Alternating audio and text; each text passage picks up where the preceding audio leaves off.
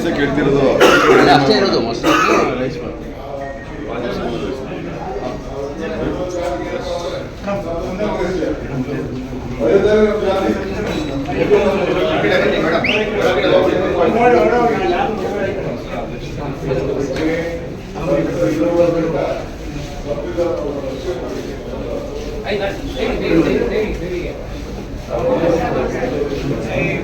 ಯಾವಾಗ ಭೇಟಿ ಮಾಡ್ತೀವಿ ನಾವು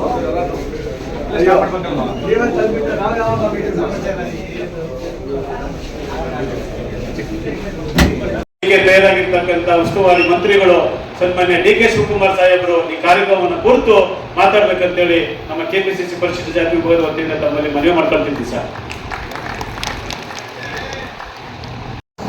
ಹೇಳ್ತಾ ಇದ್ದಾರೆ. ಹಾಗಿದ್ರೆ ಅವರು RSS ನ ಯಾವತ್ತಾರು ಗೌರವಿಸಿ ಮನುಸ್ಮೃತಿ ಸುಟ್ಟಾಕ್ದವ್ರು ಯಾರು? ಬಾಬಾ ಸಾಹೇಬ್ ಅಂಬೇಡ್ಕರ್. ಮನುಸ್ಮೃತಿಯನ್ನು ಸುಟ್ಟಾಕಿದ್ರು. ಇನ್ನೊಂದು ಹೆಜ್ಜೆ ಮುಂದೆ ಹೋಗಿ ಏನ್ ಹೇಳ್ತಾರೆ, ನಾನು ಹುಟ್ಟುವಾಗ ಹಿಂದುವಾಗಿ ಹುಟ್ಟಿದ್ದೇನೆ, ಅದು ನನ್ನ ಕೈಗಿರಲಿಲ್ಲ, ಆದ್ರೆ ಸಾಯುವಾಗ ಹಿಂದುವಾಗಿ ಸಾಯಿಲಾರೆ. ಅಂಬೇಡ್ಕರ್ ಅರ್ಥ ಮಾಡಿಸ್ಬೇಕಲ್ಲ ಅವ್ರಿಗೆ, ಬಿಜೆಪಿ ಅವ್ರಿಗೆ ಗೊತ್ತಾಗ್ಬೇಕಲ್ಲ. ಏನ್ ನಾಟಕ, ಏನ್ ಜನಗಳಿಗೆ ಸುಳ್ಳು ಹೇಳೋದು, ಬರೀ ಸುಳ್ಳು ಹೇಳ್ತಾರೆ. ಸುಳ್ಳು ಸುಳ್ಳು ಸತ್ಯ ಇದು ಅಂತ ನಾವು ಹೇಳ್ಬೇಕಲ್ಲ, ನಮ್ಮ ಕಾರ್ಯಕರ್ತರೆಲ್ಲ ಹೇಳ್ಬೇಕಲ್ಲ. ಸುಳ್ಳು ಅವ್ರು ಹೇಳೋದು, ಸತ್ಯ ಇದು ಅಂತ ಸತ್ಯ ಹೇಳ್ತಕ್ಕಂಥ ಎದೆಗಾರಿಕೆಯನ್ನ ನಮ್ಮ ಕಾರ್ಯಕರ್ತರು ಬೆಳೆಸಿಡಬೇಕು ಅಂತೇಳಿ ನಿಮ್ಮಲ್ಲಿ ಅತ್ಯಂತ ಕಳಕಳಿಯಿಂದ ಮನವಿಯನ್ನು ಮಾಡಲಿಕ್ಕೆ ಬಾಬಾ ಸಾಹೇಬ್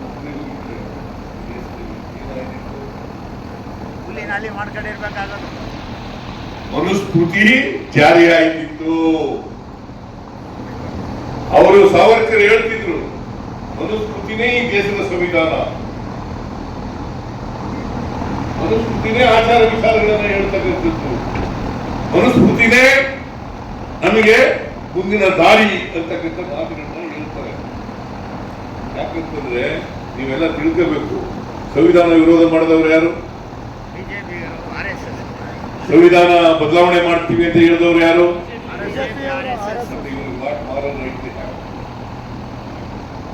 ಹೇಳಿ ನೀವೇ. ನಾವು ಧೈರ್ಯದಿಂದ ಹೇಳಬೇಕು.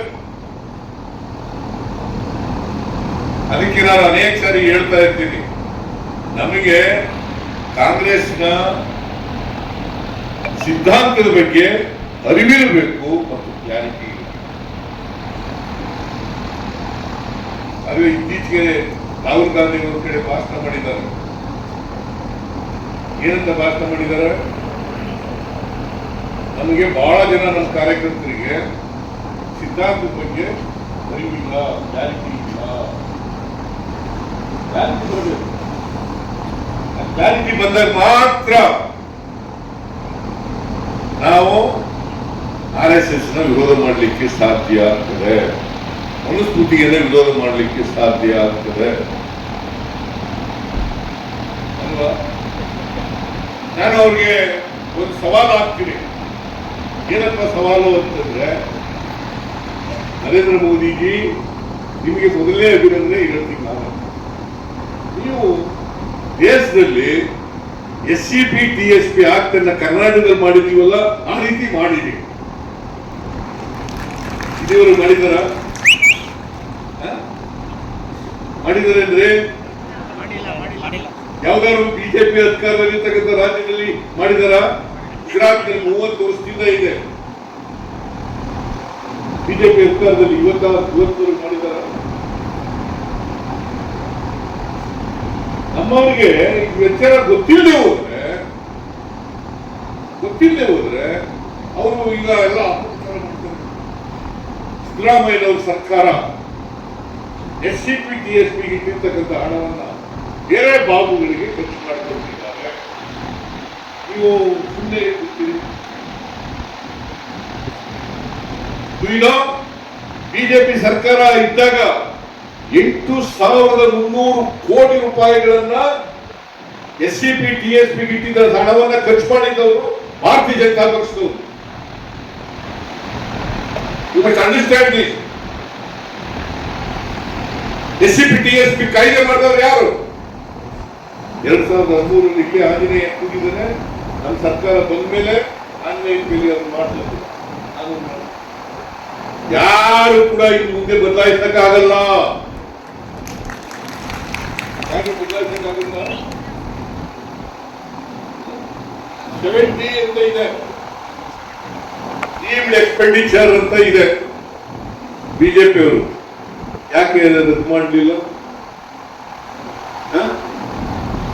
ಯಾಕೆ ರದ್ದು ಮಾಡಲಿಲ್ಲ? ಇದು ರದ್ದು ಮಾಡಿದವರು ಸಿದ್ದರಾಮಯ್ಯ ಸರ್ಕಾರ 2ನೇ ಸಾರಿ ಬಂದಾಗ, ಕಾಂಗ್ರೆಸ್ ಪಕ್ಷ ಸರ್ಕಾರಕ್ಕೆ ಬಂದಾಗ ರದ್ದಾಯಿತು.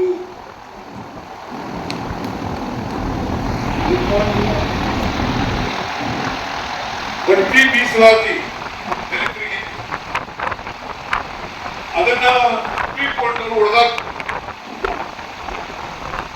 ಬಡ್ತಿ ಮೀಸಲಾತಿ ಕಾನ್ಸ್ಟಿಟ್ಯೂಷನ್ ಹೊಡೆದಾಕ. ಅದನ್ನ ರಾಜ್ಯದಲ್ಲಿ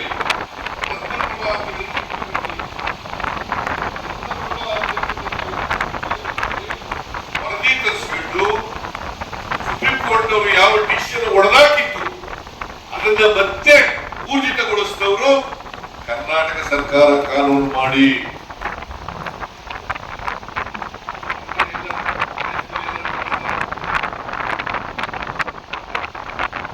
ಈ ದೇಶದಲ್ಲಿ ಮಾಡಿಲ್ಲ, ಕರ್ನಾಟಕ ಒಂದೇ ರಾಜ್ಯ ಮಾಡಿರ್ತಕ್ಕಂಥದ್ದು. ಕಾರ್ಯಕರ್ತರಿಗೆ ಗೊತ್ತಿರಲಿ ಅಂತ ಹೇಳಿ ಇವೆಲ್ಲ ಹೇಳ್ತಾ ಇದ್ದೀನಿ. ಇವತ್ತು ಕಾಂಟ್ರಾಕ್ಟ್ ನಲ್ಲಿ ಮೀಸಲಾತಿ ಕೊಟ್ಟವರು ಯಾರು? ಕಾಂಟ್ರಾಕ್ಟ್ ನಲ್ಲಿ ಮೀಸಲಾತಿ ಕೊಟ್ಟವರು ಯಾರು? ಕಾಂಗ್ರೆಸ್ ಪಕ್ಷ. 50 ಲಕ್ಷ ಮಾಡಿದೆ, ಆಮೇಲೆ 1 ಕೋಟಿ ಆಯ್ತು, ಆಮೇಲೆ ಈ ವರ್ಷ 2 ಕೋಟಿ. ಮುಸಲ್ಮಾನರಿಗೂ ಕೂಡ 2 ಕೋಟಿ ರೂಪಿ. ಅದಕ್ಕೊಂದು ಪ್ರಚಾರ ಮಾಡೋದು. ಸಿದ್ದರಾಮಯ್ಯ ಮುಸಲ್ಮಾನರನ್ನ ಓಲೈಸಲಿಕ್ಕೆ ಮಾಡ್ಕೊಂಡಿದ್ದಾರೆ. It's not correct.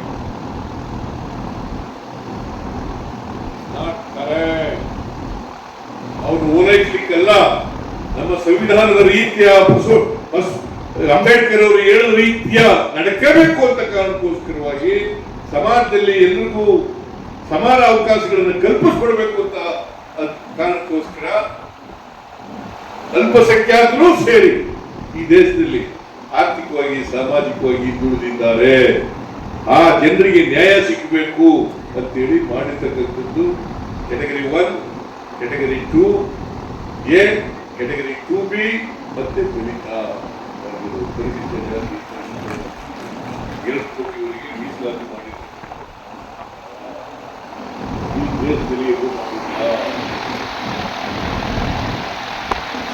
ಇದೆಲ್ಲ ಹೇಳ್ಬೇಕಾಗುತ್ತೆ, ನಮ್ಮ ಜನರಿಗೆ ಹೇಳ್ಬೇಕಾಗುತ್ತೆ. ಹೇಳದೆ ಹೋದ್ರೆ ನಾವು ಎಲ್ಲರ ಪರವಾಗಿದ್ದೀವಿ ಅಂತ ಗೊತ್ತಾಗುತ್ತಿಲ್ಲ. ಕಾಂಗ್ರೆಸ್ ಪಕ್ಷ ಮಾತ್ರ ಈ ದೇಶದಲ್ಲಿ ಎಲ್ಲ ವರ್ಗದ ಜನರು